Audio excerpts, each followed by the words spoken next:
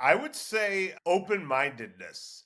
In other words, there are a lot of coaching axioms, and the book gets at this too, that there are a lot of this is the way it's been done. We pass it down, learn it this way, it works. And those have value. But if you're a young coach, be open minded that you might have to problem solve on the fly. You might have to throw out everything you thought you were going to do because of personnel or because of circumstances. Just as the Shanahan crew decided to run the entire Shanahan offense out of the pistol, which is a pain in the butt and didn't make sense with odds and evens and all sorts of other problems.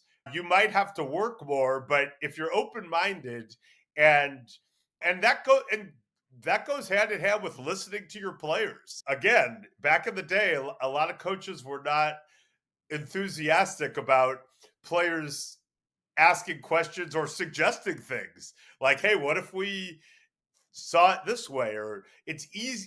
There in the book. I think it was Alex Mack who says to his maybe Chris First or one of his offensive line coaches, "Hey, I know you coach it that way, but it's easier for me if I can take one step first, and here's why." And his coach heard him and said, "Oh yeah, we can get the same objective with you making that step. I'll just change it."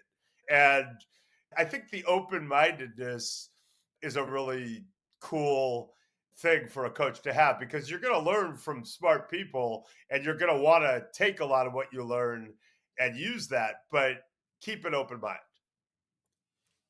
I love it.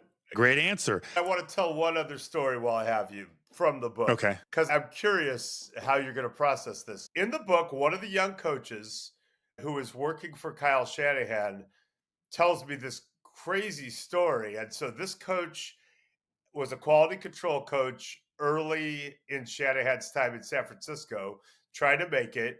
And he is the run drawer, which coaches say is a very hard job and a big pain in the butt.